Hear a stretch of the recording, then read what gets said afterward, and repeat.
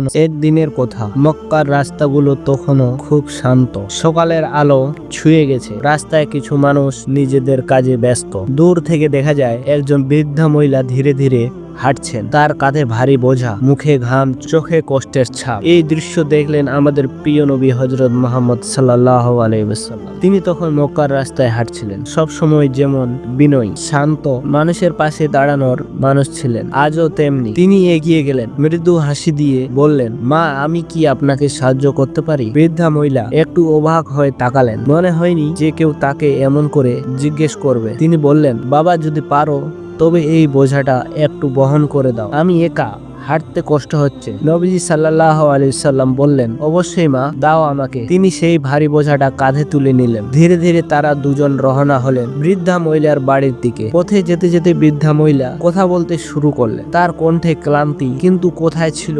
অভিজ্ঞতার ছাপ। তিনি বললেন, বাবা, তুমি জানো এই শহরে একজন মানুষ এসেছে, সে নাকি নিজেকে নবী বলে দাবি করেছে। মানুষকে বলেছে এক আল্লাহকে ছাড়া কেউ ইবাদতের যোগ্য নয়, মূর্তি ভেঙে দিচ্ছে, পুরনো রীতি নীতিকে বদলে দিচ্ছে। তুমি সাবধান থেকো বাবা, ওর কাছে যেও না। নবীজি সাল্লাল্লাহু আলাইহি সাল্লাম কিছুই বলল না, তিনি শুধু শান্তভাবে হাঁটতে থাকলেন, মুখে ছিল মৃদু হাসি। বৃদ্ধা মহিলা আরো বললেন, মানুষ বলে সে ভালো কথা বলে, কিন্তু আমি শুনেছি ওর কথা শুনলে নাকি মানুষ তাদের পুরনো ধর্ম ভুলে যায়। আমি চাই না তুমি এমন কোনো ভুল করো। নবীজি সাল্লাল্লাহু আলাইহি সাল্লাম সব কথা শুনলেন, কিন্তু কোনো তর্ক করলেন না। তিনি জানতেন এই বৃদ্ধা জানেন না তিনি কাকে নিয়ে কথা বলছেন। তিনি জানতেন জ্ঞান আর সহনশীলতাই মানুষের হৃদয় পরিবর্তনের চাবিকাঠি। রাস্তাটা লম্বা ছিল, তারা দুজন ধীরে ধীরে চললেন। মাঝে মাঝে বৃদ্ধা থেমে হাঁপিয়ে যেতেন, নবীজি তাকে বিশ্রাম নিতে বলতেন, নিজে সেই ভারী বোঝাটা কাঁধে ধরে রাখতেন। শেষমেশ তারা বৃদ্ধার ছোট ঘরের সামনে পৌঁছালেন। নবীজি বোঝাটা নামিয়ে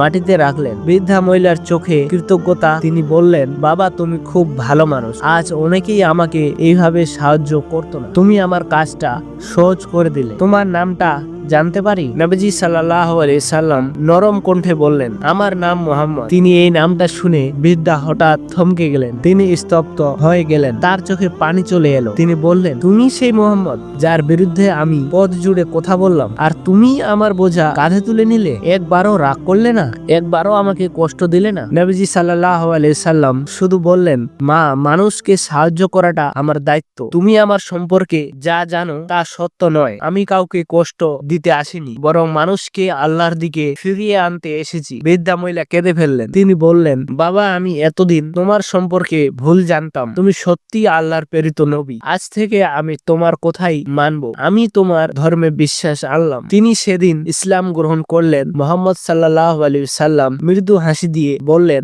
আলহামদুলিল্লাহ, আল্লাহ তোমার প্রতি দয়া করো। এই ছোট ঘটনায় আমরা দেখতে পাই মানুষের চরিত্র, বিনয় আর ধৈর্য, এই তিনটি জিনিস মানুষের হৃদয়কে পরিবর্তন করে দিতে পারে। নবীজি সাল্লাল্লাহু আলাইহি সাল্লাম কখনো বিতর্ক করেননি, তিনি কাজের মাধ্যমে মানুষকে বুঝিয়েছেন ইসলাম কি। যদি আমরা আজ তার সেই আচরণ নিজেদের জীবনে আনতে পারি, তাহলে হয়তো আমরাও মানুষের হৃদয়ে ইসলামকে পৌঁছে দিতে পারবো, ঠিক যেমন তিনি করেছিলেন। এই ছিল আজকের শিক্ষা। হাদিসের আলো থেকে ইসলামকে জানুন, ইসলামকে ছড়িয়ে দিন। ভিডিওটি ভালো লাগলে লাইক, কমেন্ট, শেয়ার ও চ্যানেলটি সাবস্ক্রাইব করতে ভুলবেন না। আবার দেখা হবে নতুন একটি অনুপ্রেরণামূলক গল্পে ইনশাআল্লাহ। আল্লাহ হাফেজ।